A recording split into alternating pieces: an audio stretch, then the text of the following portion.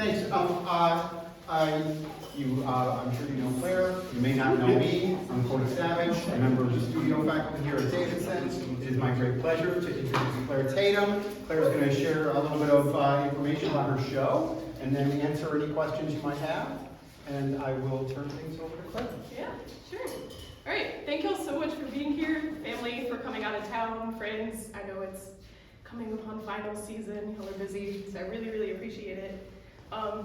It's been such a personal project for like 1.5 years now, and I feel like these have just been kind of collecting in my little studio, and no one's really seen it, so it's really excited to share this with y'all. And this is really not the exhibition I was expecting to show y'all. I really thought it was going to be printmaking. This all kind of happened by accident. And I'd really been in an artist block junior year, and so I made this piece just as a one-off, thinking that I'd immediately go back to printmaking. And the way that it started is I tried to give myself a lot of parameters, because sometimes when you give yourself more parameters, you have more ability to be creative. Carly talks about that a lot in class, it's very funny. So just went very, very much back to basics, so just very light paper. And then rather than a drawing tool that's traditional, like a pencil, I chose a knife, just because I tend to like working reductively. You'll notice that a lot of the marks in my work have been made from taking away media rather than adding media to the canvas or whatever it might be. And then after doing this, I really felt that it was cathartic, thus the name Catharsis. And it helped me deal with a recent diagnosis of OCD, which I didn't find it was sad. It was more like a puzzle piece fitting together for me. It was kind of like, oh, that's what that is.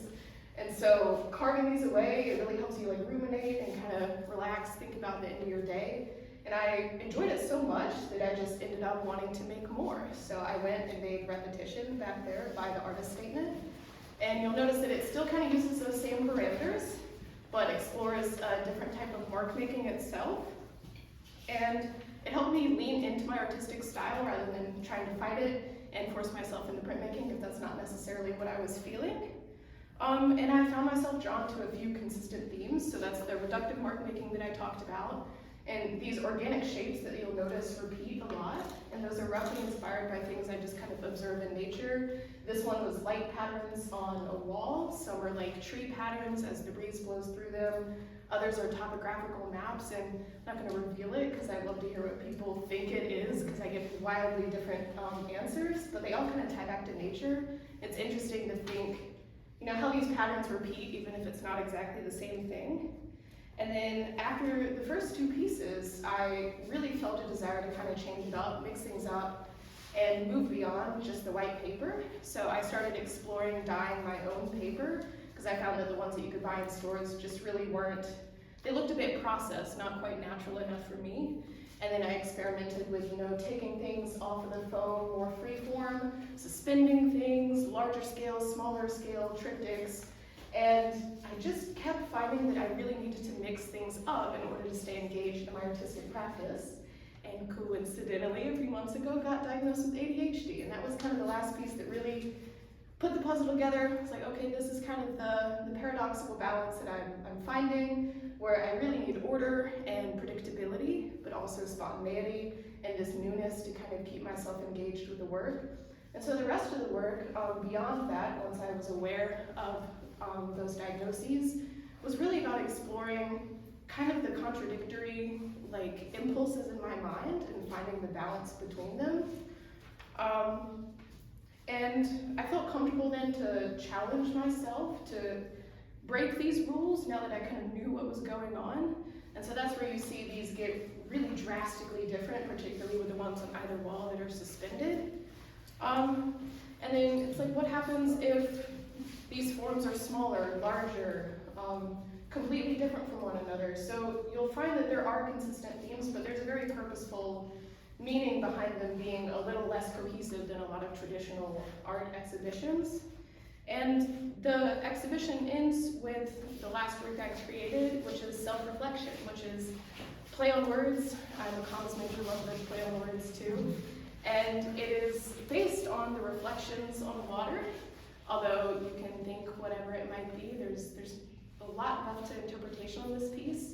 But as I was doing it, I was also self-reflecting on the past 1.5 years with this body of work and how it's kind of helped me grow through my journey, understand myself a bit more. And just the past 4 years at Davidson, what I've enjoyed, what I've struggled through and learned about myself, and it was a very cathartic piece to end this with, and it was a nice way to end everything. So collectively, I hope the whole body of work can show that, you know, these dual diagnoses of ADHD and OCD, they're extremely contradictory. If you're confused how you can have both, I'm extremely confused too. It's sometimes really not fun, but a lot of people tend to have a stigma with it and think it's just these awful things, but it's really not sometimes. It's the whole reason I was able to make all of this work. If I didn't have both of those at the same exact time, you wouldn't be looking at this body of work today. So that's interesting to think about. And I'm just hoping to start a conversation about it and kind of be able to have conversations with people about what it's actually like to have it, rather than just kind of the stereotypes of both conditions. And just leave people with the idea that, you know, they don't necessarily have to stop you. It can be something that if you lean into and you embrace it, it'll actually make your work and your creativity a lot stronger. So I'm more than happy to answer questions individually. You can ask them now, big group, whatever y'all are comfortable with.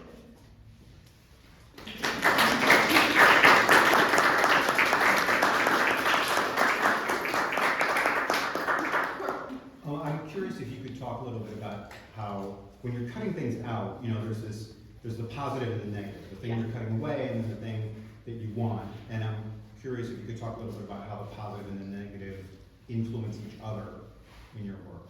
Yeah, there's certainly a conscious decision where you see some of it built up, so that's a lot of the positive space, and then consciously taking away, and a lot of that is kind of left up to spontaneous chance. When I'm carving, I try not to like sketch out them in too terrible much detail, so that way I'm just going with the flow of the knife.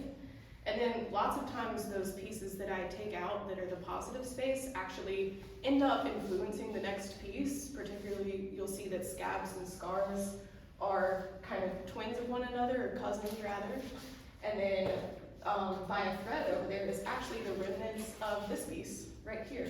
So that's taking the negative space away from this and then making a whole new piece out of that positive space, and just seeing the balance between the two and how they kind of interlock. Yeah. I just want to say congratulations on this painting. It's amazing. Like that's like a big breakthrough for you. It's like really incredible. Can you talk about how you made that? Like if you did sketches before and projected it on a very large piece of paper, like I mean it's one continuous piece of paper, right? Yeah, so. It is. It was a $75 roll of paper. So I did think about it for several months just to make sure I had it right, and I've been saving images of kind of these patterns in nature that really were inspiring me. Most prominently on this one, the reflections of water, and then weirdly bubbles in a cappuccino that I had. I don't know. And I really wanted to kind of take things off of the wall, off of the foam, and just see what this form might look like in and of itself. And I did it almost in one sitting. I really just got going with it, and like had been thinking about it for so many months, and it was in my head. And then finally, when I kind of figured out what it should look like, I was just able to go. And that was a really interesting process. Yeah. Yeah, I don't know how to phrase this into a question, but it's something I'm noticing. I just really wanted your thoughts on it. Like you mentioned, this is very earthy, very nature-based, very grounded. Like that feels like flesh. All of this, I can see that in here. But there's also these kind of like tastes of the ethereal. Like this feels very like heavenly, and the almost stained glass feeling piece over there. There's also kind of like there's that play there. I'm just wondering if you could speak on that. Yeah, a lot of it's subconscious. A lot of these patterns I'm drawing not necessarily with a plan. So I'm not really sure where a lot of them come from. That one was actually inspired, if you're ever on South Street in Charlotte, by Jerry's Artorama. There is it's not a church, it's not an art place, it's a construction site. And they have this just gorgeous stained glass ceramic window. And I just thought it was so wonderful and so well lit.